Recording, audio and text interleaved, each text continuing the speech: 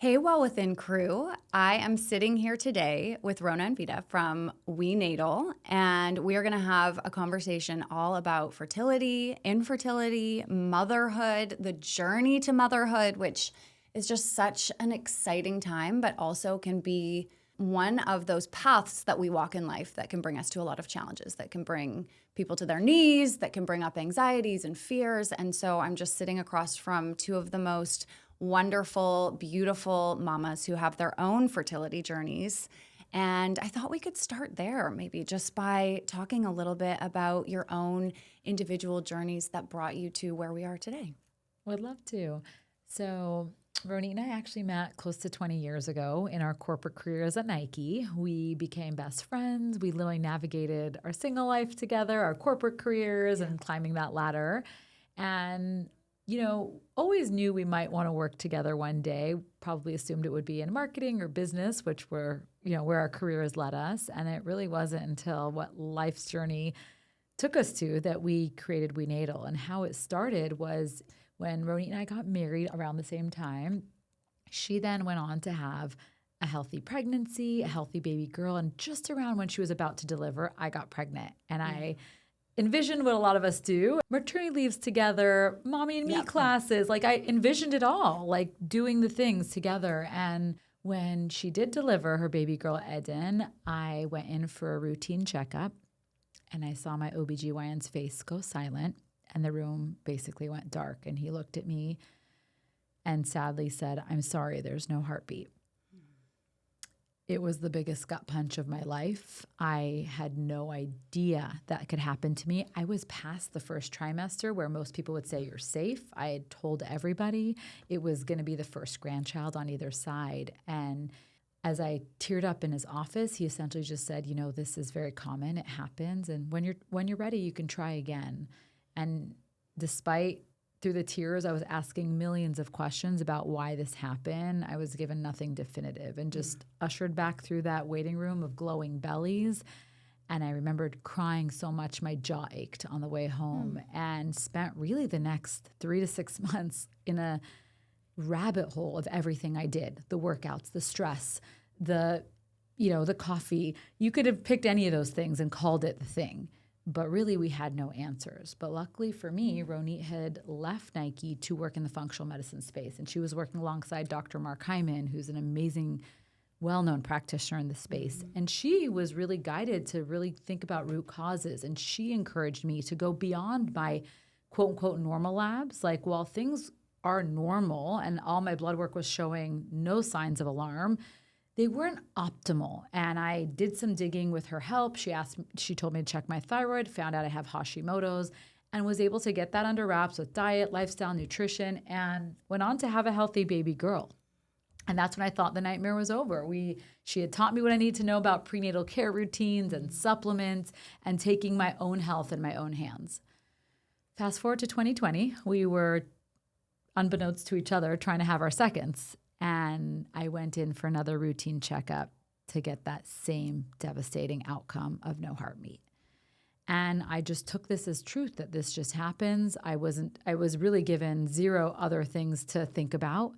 And because it happened before, there was no other explanation. The only thing that changed this time was Ronit called me a week later and the exact same thing happened to her. And so there we were, two best friends, two losses, zero satisfying answers.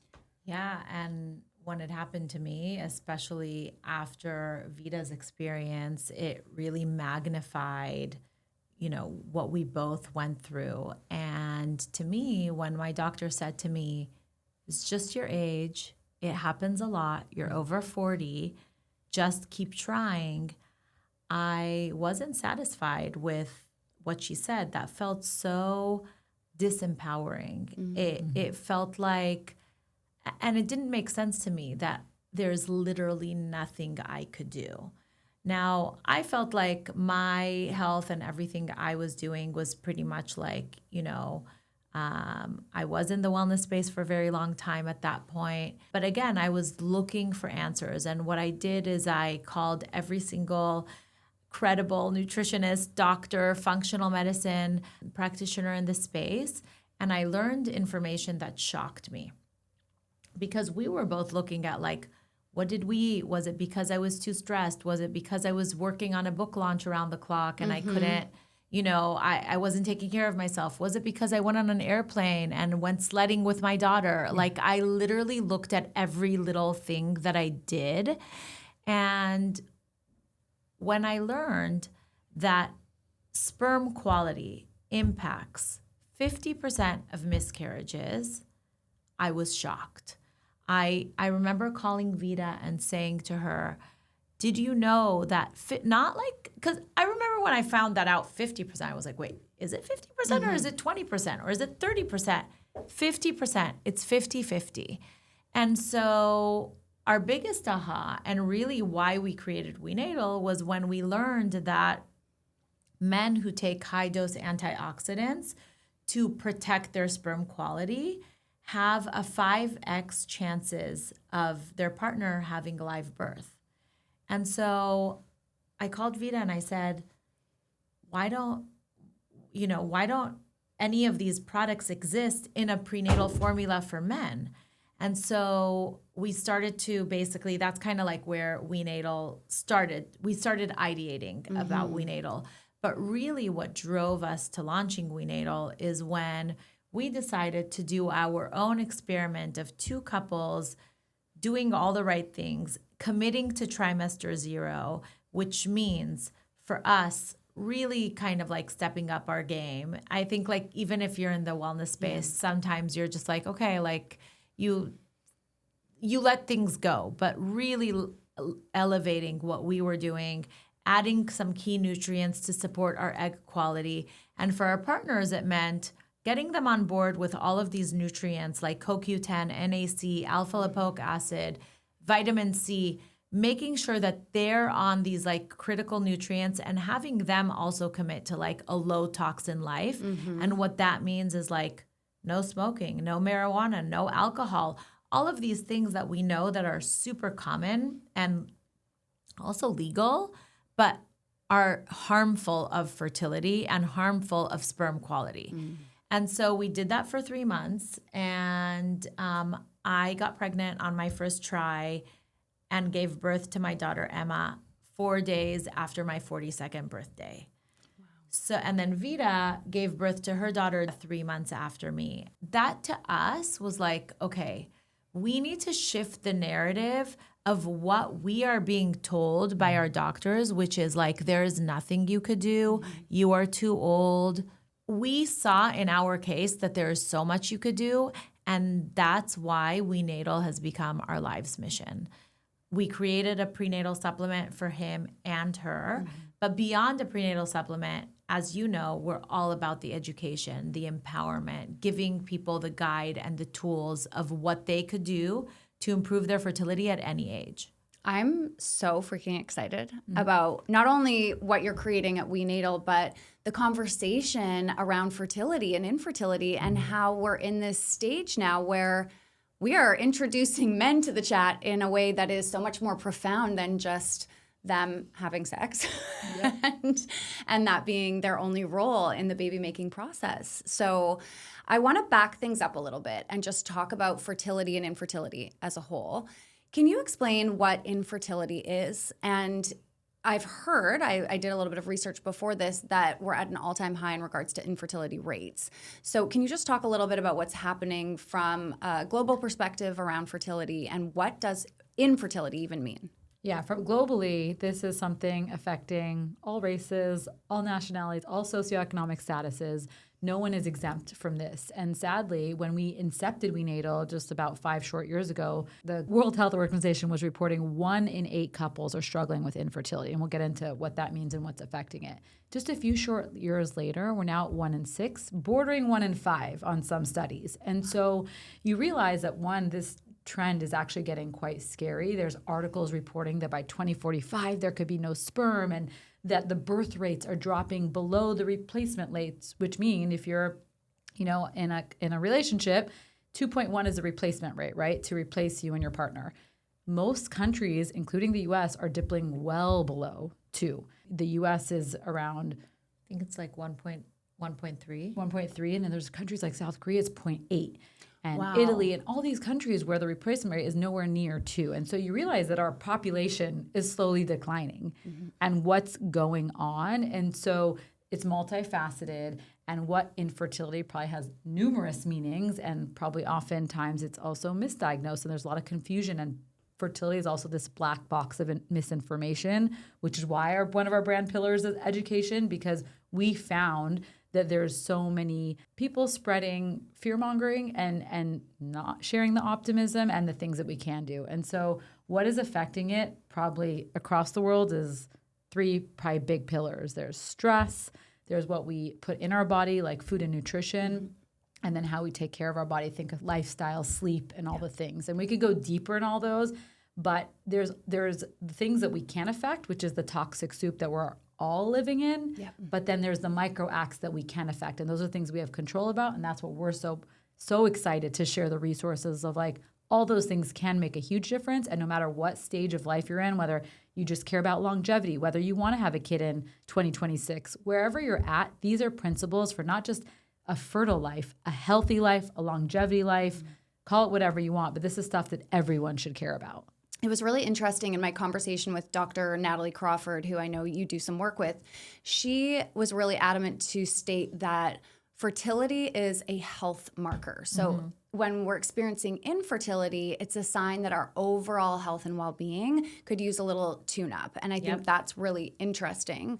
You said that the population may decline. And my first thought was, well, actually, that might be a good thing. I know from an economic standpoint, maybe not so much.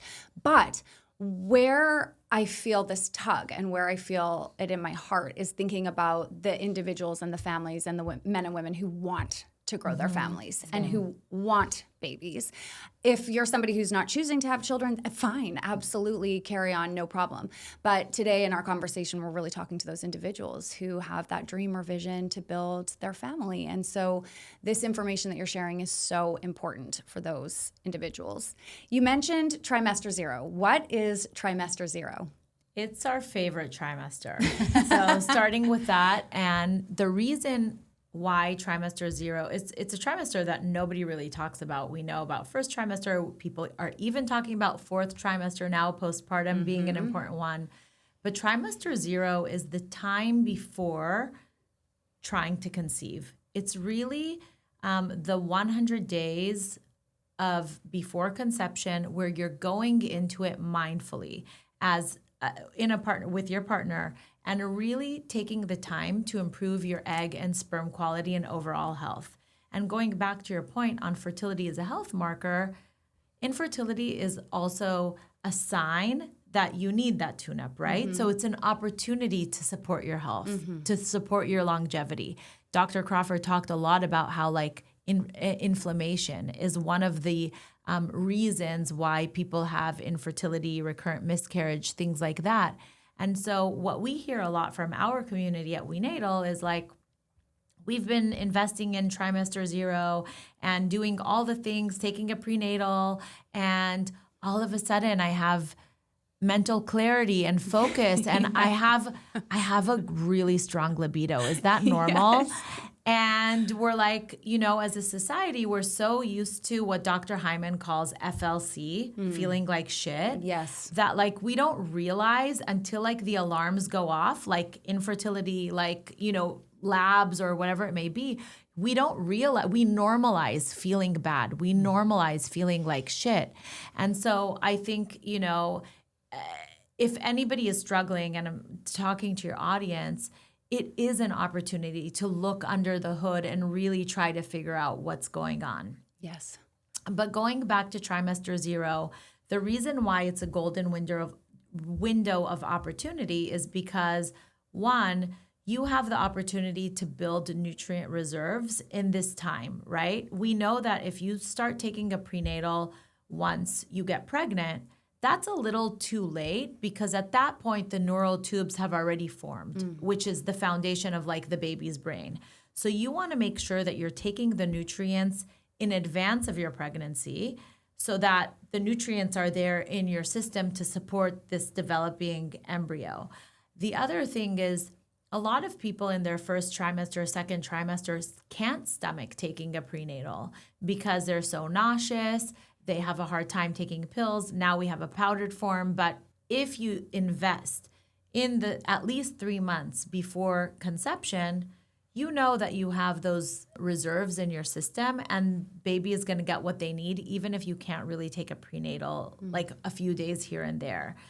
And the other thing that we hear from a lot of people is that if they go into the pregnancy really focusing on their health and taking these prenatals and building those results, not only do they have better outcomes for their pregnancy, but also in their postpartum phase, they're not left depleted because baby is going to get what they need out of you.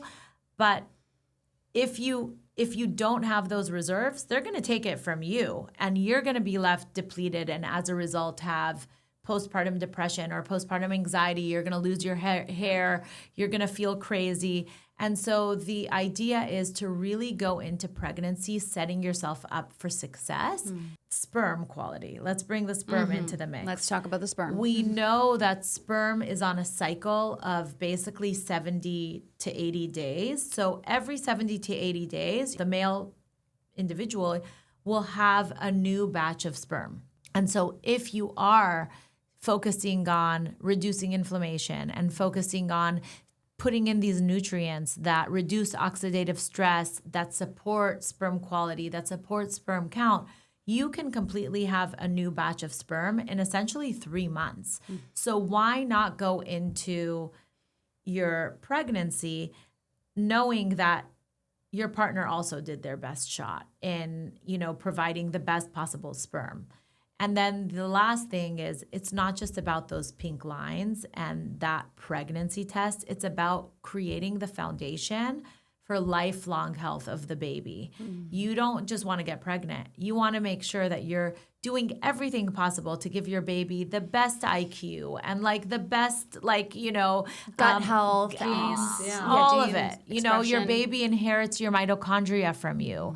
And so focus on supporting your mitochondria. We have a product called Egg Quality Plus that's all just mitochondrial support. Why not pass along the best possible to your baby? And it comes from both sides. And that's our big story. It's not just on us women, it's your partner. It takes two to tango, it takes two to have a baby. And, you need the best possible sperm and the best possible egg to make the best possible baby. And for me, it was wild thinking that, we're so advanced and yet the burden of fertility is still on women. So our PSA is fertility is a team sport. And at the very basic level, think of it like tomorrow signing up for LA Marathon. You wouldn't sign up and then run the next day. There's a whole protocol that would go into it. Most people would get the training plan, possibly a coach, nutrition guidance, the right footwear, the right apparel, and put their best foot forward on race day. But how is it that once we think about having a kid, we're like, oh, I wanted to get pregnant yesterday, let me just start trying. Think of it like that team sport. Both of you need to do the prep to show up on race day and put your best foot forward. If not, you're collapsing. It's not gonna be what you want it to be. Yeah. It's so interesting when I think back on my own experience as I'm listening to you talk about this preparation period. I've always been relatively health focused and I got pregnant, luckily, very easily the first time. But I got pregnant on our honeymoon when I wasn't expecting it. So I hadn't been taking any of the prenatals or anything. I'd also been on birth control for a decade because I wasn't getting my period because of an eating disorder in high school. So I didn't even know if I could get my period or if I was going to be able to get pregnant. And then all of a sudden I'm pregnant. So there was no foundation there other than a healthy lifestyle at that point. And then between my son and my daughter, I had 2 early miscarriages. And the exact same information was given to me. This is really common. It happens to 1 in 4 pregnancies, and just keep trying, And so we did. We left no gaps in between trying. After the first miscarriage, I got pregnant again, miscarried again, and then pregnant with my daughter. And that trimester 4 was a living hell for me. I was so depleted at that point. Breastfeeding her because I felt that was very important. And about a year in, I had the biggest mental health crash I've ever had in my entire life. And the repair from that the anxiety, the panic attacks that I was experiencing. I say right now to people, my kids are 8 and 10 now, I feel the best I've ever felt and I feel myself again, but it took so long to recover. And not once was anybody like, how nourished are you? Like, how well are you taking care of you? Let's do blood tests to make sure that your levels are all where they need to be, which is why I'm so passionate about having this conversation for any woman who is trying to get pregnant now, because it's not just the pregnancy journey that's going to present challenges. You also then have the baby, and you want to be able to show up not only for your little ones, but in a healthy, stable place yourself. Yeah. So I'm really glad we're having this conversation. I think that's such an important point. And I think that part of, your and your husband's journey, jumping right into like another pregnancy and again, and it's this society's narrative of like the clock is ticking and like you just have to keep trying and just try as quick as possible. And for me, even though when I was 41, the doctor said, just keep trying, like ASAP. Every month that goes by, you're losing eggs. There's this like alarm of like, you're old. And it didn't make sense to me to go into another pregnancy right away. I knew that I had to take 3 months to improve my egg quality, take 3 months to improve my husband's sperm quality, but also heal and nourish my body and take care of myself. And I was doing acupuncture and I was doing all these things around that time. And so then postpartum, once I did get pregnant and I got pregnant right away, postpartum was a breeze for me. You know what I mean? It makes sense. Of course, it's not going to necessarily be you're becoming a mother and there's pieces there. A breeze. You're sleep deprived, but also like you can function. Yes. And That's we hear the that goal. from thousands of customers who this is the best postpartum experience I have because they were taking WeNatal.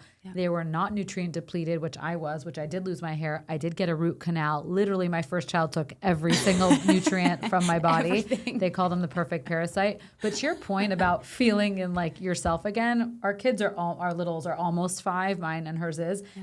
I'm just starting to feel in that same boat. And there's articles that actually state that 7 to 10 years postpartum can last. Those effects, they're long lasting. And so the more you nourish yourself, the more you can get back to it quicker. And don't stop taking a high quality prenatal once the baby's born.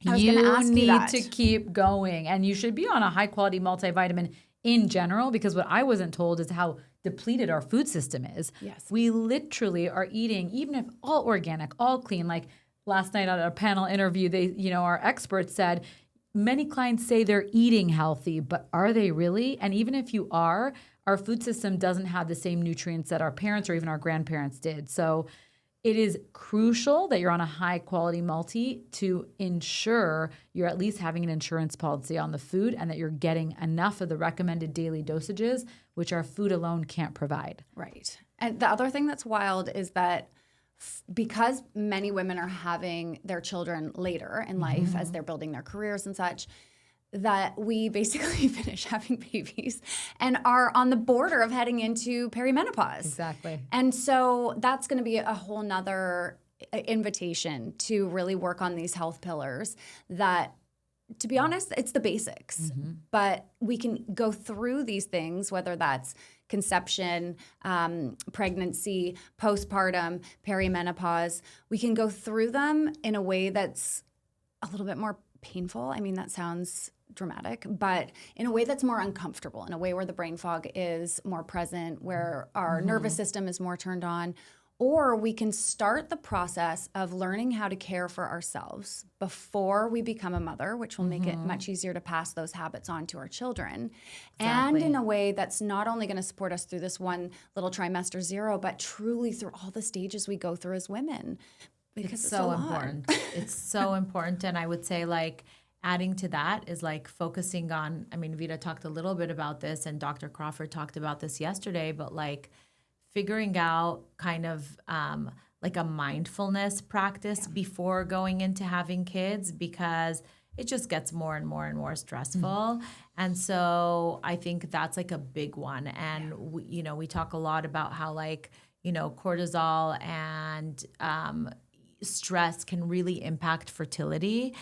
So it is, again, an opportunity to learn how to navigate stress and how to manage stress. Stress is just not going away, No, it's not. we know that it's harmful of fertility. So what do we do about it? Yeah.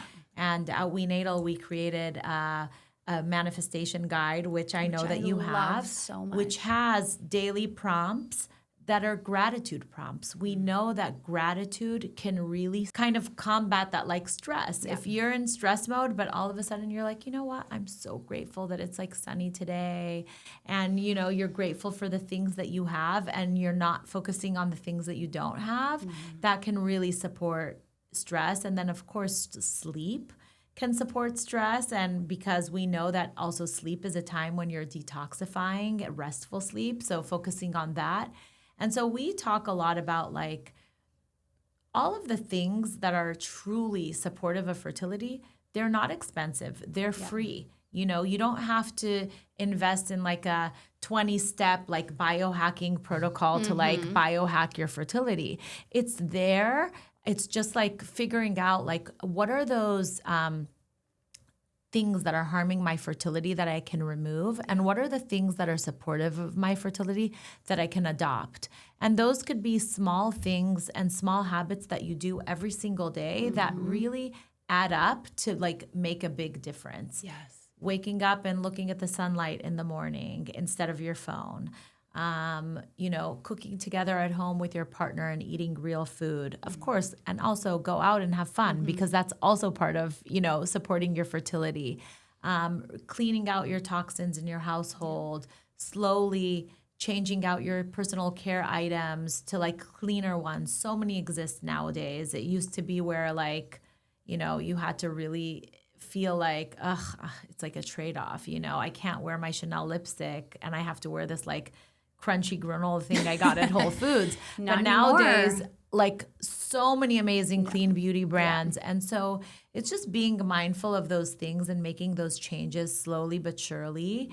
And really just going into conception mindfully, you know, consciously, and not just like, you know, and I would say like any couple who's just like engaged, they should be on a prenatal because you never know. You never on know. Your honeymoon, things can happen, and that's a huge blessing. But being able to support your body, going into it like strong in a strong way. I love that. Let's talk a little bit more about the husband's sperm quality and fertility. Yeah. Can you talk to us a little bit about that? Yeah. I mean, I remember the day she called me where I was when she revealed the stats about men's health and the fact that they're regenerating sperm every second of the day, and the fact that antioxidants could 4 to 5 times improve the likelihood of them helping us have a healthy pregnancy and healthy child. I couldn't even believe it. I was like, why do men's prenatals not exist? Yes. Where is this research? Why did I have multiple miscarriages and my husband was in the room and no one even looked at him, asked him a question, asked him what he ate or drank? And so we realized that first and foremost, we needed to change the narrative and really empower the men in our lives and for those coming behind us to take action, because they have this superpower. They can't, it's not a forever thing. If they're obsessed with certain, you know, things, it's a 3-month commitment to putting your best foot forward. And so at the very basic, I think our brand, we're already starting to see half of our business is this Together kit, which means couples are proactively coming at this together. We're so proud of them. We know these men are going to be the best dads because they really are investing from 100%. They're I was thinking this already. I'm like, what a great day zero. Not that you would need to test your partner by any means, but what a great invitation for the dad to participate even before the baby's here. And to Ronit's point, they're feeling better. They have more energy, more focus, more libido. And so why not stay on it, right? Whether when your partner conceives, they're just taking it as a multi, which is the right thing to do. And so we have been, spending the last 4 years really educating people on the role both partners could play, and especially the men, because it's not their fault. They've really been left out of the fertility conversation. Yes. And so we're so excited to share more, and we're so excited to see these trends changing and men really stepping up, more articles being written, and really the heightened importance of men and sperm health, because men today have half the sperm their grandfathers did. So if we do care about mankind continuing, to your point, it's not just about those who don't want to have kids, all the respect for however you want to live your life. But for those that do want to, we want to make sure there's options and there's empowerment and there's all the tangible resources for them. So at the very basic level, we're here to shift the narrative, to really take this to a we conversation, and it's happening. 4 years in, we're seeing men show up to people like literally call us and they're like, "You're not going to believe this. My husband, the only thing he changed was taking a prenatal, and like his sperm counts went from like quadrupled." And that's just like, you know, it's just like, that is the most gratifying part of our job, is that like every day we wake up to emails, DMs. People stop us on the street and say, "Meet my WeNatal baby. We had infertility, and then my husband did this and I did that." And it's amazing. It's amazing the stories that we hear. And like Vida said, when we started this, no one was talking about sperm, and now I feel like sperm is like the hot topic. Yes. Everybody's talking about it, and we love that because we can't do this together. And like our dream is, you know, yesterday we had this panel and we had 2 men in the audience out of about like 100 women. Our dream is that it would be 50-50. By the way, those men, I was like, "I love you guys. Me You're too. amazing." I was going to bring that up. And then when you were talking about like their sperm quality and everything, you could see the motivation that they were feeling to really like step up and rise up to take care of themselves. We talked earlier about fertility being a marker of health. So is the fact that our men now are walking around with half the sperm, is that a sign that our men are not as healthy? I mean, we're seeing a decline in testosterone. Men across all age groups have less testosterone nowadays. And we know that sperm is a marker of longevity for men. So even if, you know, you don't want to have kids, I think that like it's important to know your sperm status, so that because it is, it's like when you want to go to the doctor, you get a blood test to check. It's one of those markers.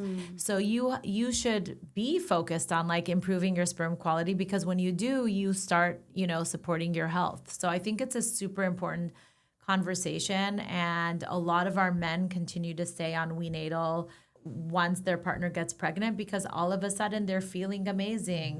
They have this like energy and focus. Their hair is growing.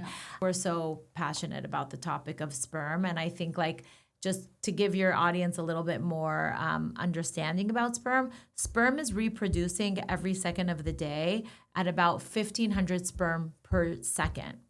Okay. Wow. So this is like in the millions of sperm per month. And so men are really just the superhero of the fertility equation, and no one's really like thinking about it, but really they can completely transform their sperm. As women, you can improve your egg quality, but you're not regenerating eggs. You're born with eggs that you're born with, and you can improve how they mature before you ovulate, but you're not getting new eggs. For men, they have an amazing opportunity to really bring the best of the best forward for their future family. And I think it's such a huge opportunity. And I think also what we're passionate about talking about, there are a lot of things that are good for your health, but are not necessarily good for sperm quality. And so one thing that I want your audience to know is that like heat damages sperm. So going into the sauna, even though sauna is great for detox, it's harmful for sperm. So if your partner wants to do that, put like an ice pack down there, hot tubs, cell phone in the pocket, laptop on the lap. All of those things are things that men should be mindful of. And then the other thing is like testosterone therapy completely destroys your sperm count. So it's one of those things that men should know, especially like athletes and people that are on hormone replacement therapy. They should know that if they want to have a baby, they should at least, you know, obviously work with a doctor, a reproductive urologist, but it takes about a year for that sperm to come back. So good to know. Are there any other myths about fertility in general that you'd love to bust? I mean, I think the biggest one for me is like after the age of 35, you're on this like fertility cliff that's just like declining. And of course, like age is a factor in fertility, but it's not the entire story, and that there's so much that you could do at any age. I think another big one is that men don't have a fertility time clock. When you see celebrities like Al Pacino and Robert De Niro having babies in their 80s, I think like sometimes men just think like, I'm fertile forever. And they are always producing sperm. But research does show that after the age of 35, for men, their sperm quality declines. So it's even more important if you're older to take in those nutrients that are supportive of improving your sperm quality. Wow. You have your beautiful WeNatal manifestation journal. And I love this so much because it's really encouraging women to look at the beliefs that they have, to connect with this future family. But I also know that that can feel really scary for a woman to do, especially if you've gone through loss before, because we have these self-protective mechanisms that fall into place that are like, don't let me get too excited about this because we don't know if this is going to happen or not. And I find in talking to friends who've gone through this, family members, that the idea of manifesting a baby can be almost triggering. Like it's putting so much focus and pressure on the woman to think the right thoughts or have the right beliefs. I think there's absolutely a place for it. What are your thoughts on navigating this? Yeah, it's a sensitive one for sure. And if you are in that zone, which we definitely feel we've been in their shoes, all of and us. I remember asking the questions to myself of, will I ever have kids and why me? And also, it's really hard on some days to be grateful. What I will say about our journal, it's less about like, I want a blue-eyed, blonde hair, like literally manifesting what you think you want. It's much more loving thoughts for yourself, for your partner. And it does have one line of one loving thought for your baby. It just could just be having that faith. I think it just goes back to really having the certainty that when the time is right, when my body is ready, having the certainty and letting your body know that is so powerful. These are tools I wish I had, because at the very, very basic level, when we're in fight or flight mode, which in my 20-year corporate career, I was literally probably in every day. All the time, yes. At the basic level, and Dr. Natalie also explained this so nicely, your body thinks it's being chased by a bear. So it's sending the blood to the limbs. And what we should be doing is like moving in these situations, but oftentimes we're not. We're sedentary, we're stress eating. We're not using that energy in the right way. And it's also moving the blood away from the reproductive organs that we need to conceive. And so when your body's in that zone on a daily basis, it's really telling your body it's not really safe or ready to conceive a child. And so it'll just be harder. And so why not send these loving signals, these gratitude? The faith and the certainty, no matter what you believe, allows your body to like relax a little bit enough to welcome that baby. So it's less to me about manifesting the baby and having this has to happen by summer of 26, or like really the tangibles of the when and how, and more the faith and certainty that knowing it's going to happen and the loving thoughts. It is a muscle, because on days, I mean, Lillian, the author of the journal, has taught me so much that our words are powerful. Writing it is a vessel, like putting it out in the world in a loving way and then letting it go. Like every day, just having a few minutes to think of, and sometimes the last one, which is the hardest for me, one loving thought for yourself, because typically we're hardest on ourselves. But it's really just a new muscle to practice love and gratitude to yourself, your loved ones, your current child, your future children, and letting a little bit of, everything else go. Yeah, I think that also it's like, okay, you want a baby, you have this timeline, but maybe the hiccups in the timeline are actually going to serve you. And the book is there to kind of like remind you that you are on the right path, even though it's not exactly the path that you chose. And when I think about going back to my loss, I was devastated when I had the loss. I couldn't believe that I had this loss, but now I'm actually grateful to that little soul that came into my life for that very short time, because it gave me a purpose with WeNatal. And not just did it give me a purpose, we're helping so many people. We've helped over 25,000 families, have healthy babies. And when I get those emails, when people stop me on the street, when people tell me I was told IVF was my only option, but I conceived naturally, or I had 13 rounds and then I took your prenatal, and then, we got pregnant with IVF, that could, I'm like, okay, I'm so grateful. And like, of course, when you're in the throes of like loss, it's really hard to understand why things are happening.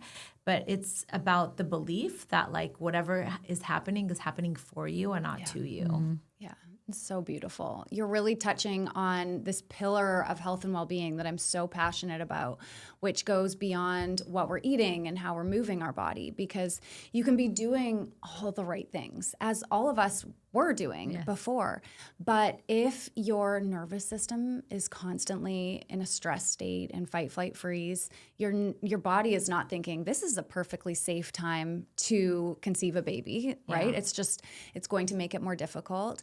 And then if your mindset and your beliefs and your thoughts are toxic, then that's having a direct impact, not only on your nervous system, but your cellular well-being. So I love this holistic approach. I'll also remind everyone that I have the 21-day nervous system reset with Dr. Michelle Cambolis that I'll just put out there as an invitation, can support you during this time as well to really learn different mindfulness practices and steps that you can use to support your vagus nerve or support your overall well-being.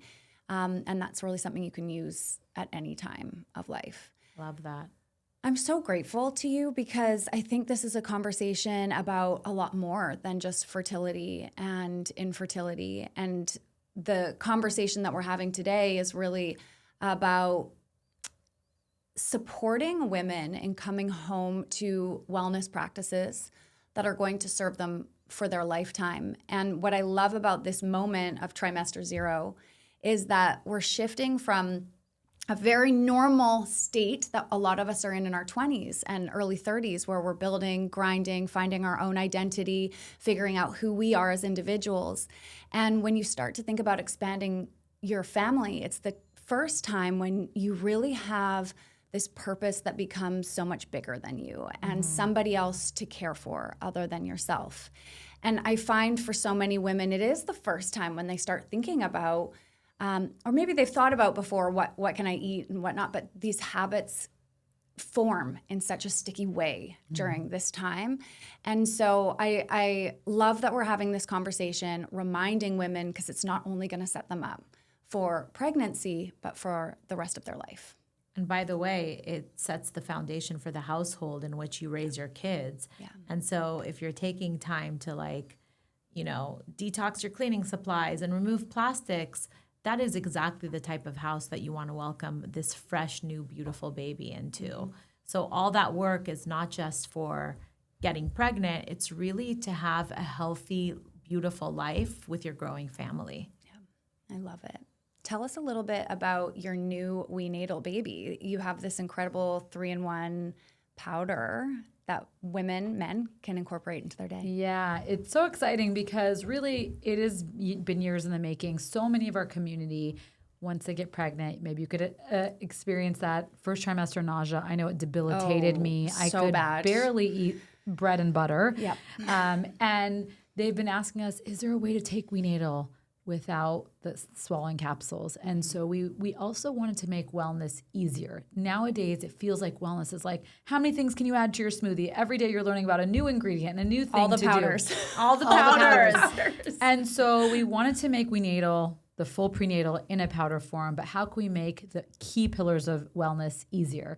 And so what's the buzzword these days? Protein. And the best form of protein with all the research behind it is grass-fed whey protein. And so we added 20 grams of grass-fed whey protein with collagen with your full prenatal in one scoop. It's a game changer we have for her and for him, and our literally community is just raving about the taste. Normally, protein powders can be chalky. Yeah. Vitamins in powder form could be metallic. It meets all needs. It has simple, clean ingredients.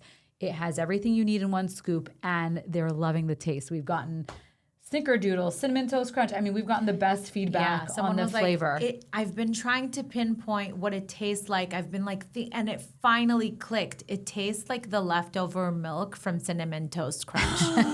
I was like, okay, whoa, nostalgia, heaven, right there. heaven on earth. And I joke that it should taste like shit because it's like a multivitamin in a smoothie.